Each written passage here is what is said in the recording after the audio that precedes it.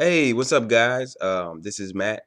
My name is Matthew Swinson. If you don't know me, get to know me.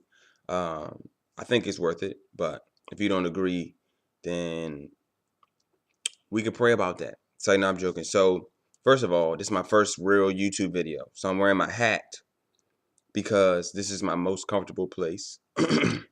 And you got to wear a hat for your first video, or your favorite hat. This is my favorite hat, because it really represents me. I'm definitely gray and woolly under this hat. So, and warm, ladies. I'm just kidding. Jesus keeps me warm. So, I just wanted to make this video about something that's been very close to my heart lately, and I hope you guys enjoy it. So, my car, her name is Maxine. She's beautiful. I love her. 1998 Honda Civic. She's not, materialistic. She gets 30 miles to the gallon. So she's not big on, having these expensive gas prices and stuff. She's like, I'm here for you. Whatever you need. I'm not expensive. Blah blah blah. So I love Maxine. She's been there for me, good through good and bad, bad and good, worse. So I'm very appreciative of her, and I love Maxine. Um, and the other day, engine starts steaming. Kind of find out my engine's dead. This is a startling reality, cause I'm like, my car, that's my life. I commute. I'm a commuting college student. I'm taking my life seriously now. I teach. You know what I mean? I got something to do every day, and my hours are weird. And there ain't nobody gonna be able to give me a ride. So for me, I'm like, yo, what am I gonna do? I'm panicking. Kind of find out I need to get a new engine. Supposedly, that's gonna cost me $1,300 to $1,500. I'm like, where am I gonna get that money from? So at this point, I'm like, my life is about to change completely, and I don't know what I'm gonna do. And this is a very difficult moment for me. It was longer than a moment. But this happened last Friday, and I did not know what I was gonna do at this point. So um, things got interesting from there.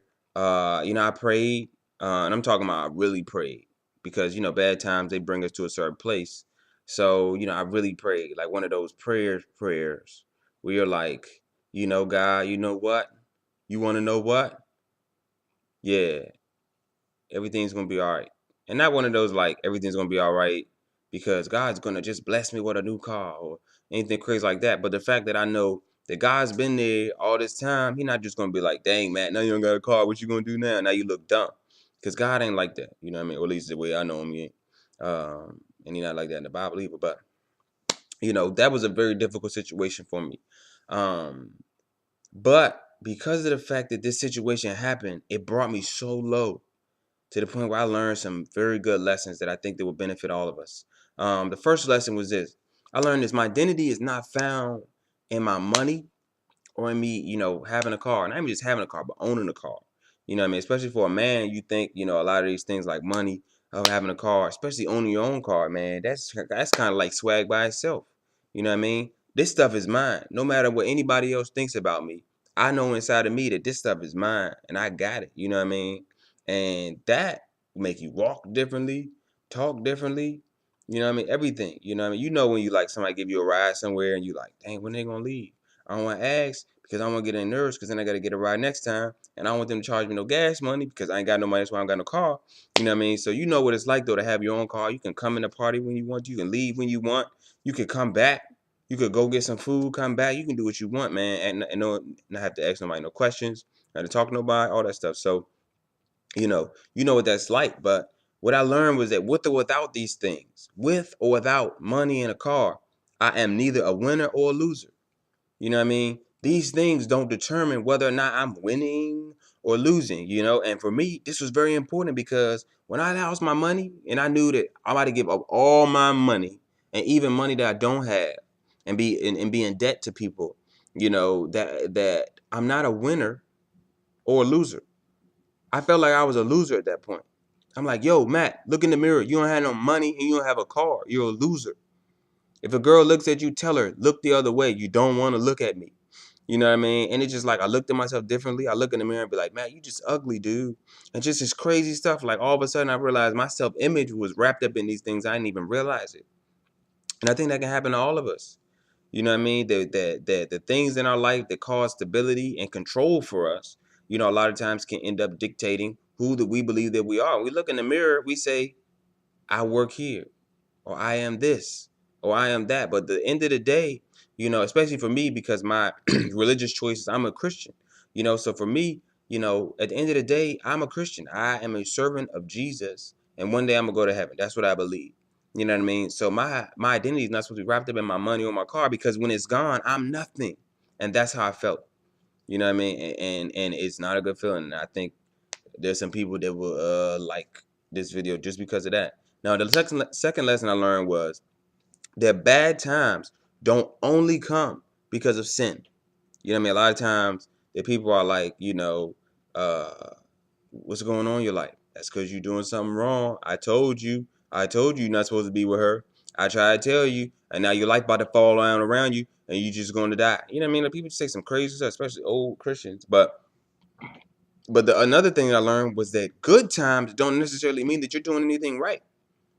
Because I started doing a media fast lately, because I'm trying to renew my mind. You know, media is garbage, man. It can have you looking at everything in the world differently, man, and just really seeing, you know, how your mind can get off when you just watching anything. So, you know, I'm not watching certain things, but you know, I'm like, God should be proud of me. I'm trying to get my mind straight. And then all of a sudden, my car is gone. I sprained my ankle. You know what I mean? All of this stuff happened at the same time. And I'm just like, I can't work out. I can't do anything. I'm a nobody. I'm a nobody. You know, and this stuff really got to me. But one thing that the second lesson that I learned was that bad times don't only come because of sin, and good times don't necessarily mean you're doing anything right. You know, the Bible says in Matthew that, you know, it rains on the just and the unjust. And God is real about that. Jesus was perfect and it rained on him. I'm talking about rain, you know, like a cross. And that's some, yeah. So, and then the third lesson is this: bad times remind us of our need for control or lack of it, and sends us to our knees. Bad times remind us that we feel like we need control. We need to have some control in our lives because it gives us a personal peace. If I know my life is in control, if I know I'm in control of my life, I'm not excited. I'm not, nothing's wrong. I'm good. You know what I mean? But as soon as I lose that control, all of a sudden, there's no peace. Because even if I get control of some of it, I realize that some of it's still out of control, you know, and it sends us to our knees. Not necessarily, you know, it just sends us to our knees in the fact that we just go low when things hit us, when things that we lose control. Now, whether when we're on our knees, we decide to pray, you know, or whatever, that's up to us, whether we decide to really go to God with it. But, you know, hard times bring us low. And, you know, at my lowest, I really decided to trust God. You know, that verse that says, you know, God will supply all my needs. I've heard so many people say that I want to slap somebody, literally. I want to hit somebody. Um, but, you know, I learned that, you know, God is serious when he says that. A lot of people talk about that once. God will supply my needs. Give me that Lamborghini, you know. And, you know, what I realize is that God knows I need a car because I have commitments that I feel like that God wants me to do. And if he says he's gonna supply my needs, that's a need. That is an immediate need. And he supplied it. I just got Maxine back, you know, and I'm excited. You hear about to go on a date, uh, you know, whatever. Yeah, but yeah, so you know, I really trusted God, and I got peace in the midst of a situation where I didn't even have the money yet. You know what I mean? And God just gave me that peace that I'm going to supply your needs, man. What you stressing about? And I was like, dang. You know, like it really, I really had to go really low to really allow God to be even in that space in my life where He could be my provider. But you know, what's the moral of the story? You know, what is the moral? What is this all about? And this is it. It has been said that the difference between an average man and a great man are his habits, the things that we do consistently as a part of our lifestyle. Studies show that it takes 21 days of doing something to create a habit.